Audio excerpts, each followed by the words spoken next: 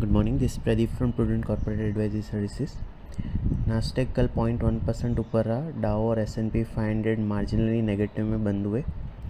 Fade के interest rate decision और Iran Israel conflict को मार्केट ने वॉच किया।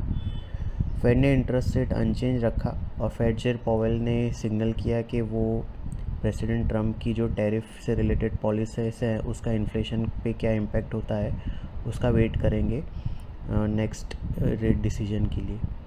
हालांकि अर्लियर जो उनका गाइडेंस था 2 इंटरेस्ट रेट कट का ड्यूरिंग द ईयर का, वो उन्होंने मेंटेन किया।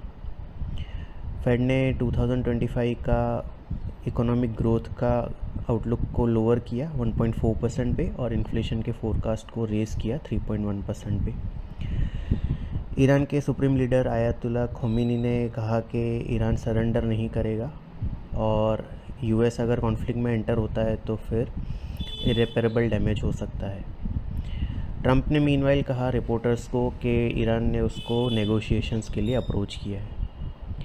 यूएस के 10 ईयर ट्रेजरी यील्ड 4.391% पे फ्लैट रहे। डॉलर इंडेक्स भी 98.85 पे फ्लैट रहा। गोल्ड 0.6% गिर के $3,370 पर आउंस पे रहा।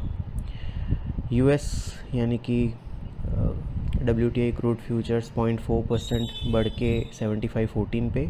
ब्रेंट फ्यूचर्स 0.25% बढ़ के $76.70 पे रहे।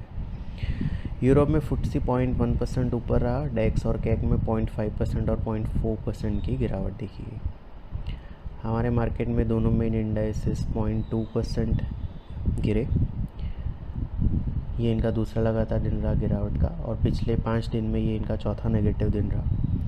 सेंसेक्स 138 पॉइंट्स गिर के 81,444 पे। निफ्टी 41 पॉइंट्स गिर के 24,812 पे क्लोज हुआ। निफ्टी के मिड कैप और स्मॉल कैप इंडाइसेस 0.5% और 0.2% गिरे। निफ्टी के मीडिया और आईटी इंडाइसेस सबसे ज़्यादा गिरे 1.3% और 0.8%। कंज्यूमर ड्यूरेबल इंडेक्स सबसे ज़्यादा 0.8% बढ़ा। उसके बाद प्राइवेट बैंक और ऑटो इंडाइसेस 0.4% ऊपर रहे। एफआईज की कैश सेगमेंट में 891 करोड़ की और इंडेक्स फ्यूचर में 44 करोड़ की नेट बाइंग रही। स्टॉक फ्यूचर में 1800 करोड़ की नेट सेलिंग रही। डोमेस्टिक इंस्टीट्यूशन की 1100 करोड़ की नेट बाइंग रही। रुपये 24 पैसे डेप्रीशिएट होकर 86.48 पे रहा।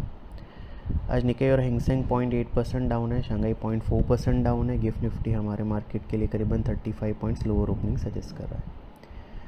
कल हमने 25,050 25,100 का रेजिस्टेंस रीट्रेट किया था। 24,473 का सपोर्ट रीट्रेट किया था। निफ्टी ने 24,947 का हाई बनाने के बाद 24,812 पे क्लोज दिया।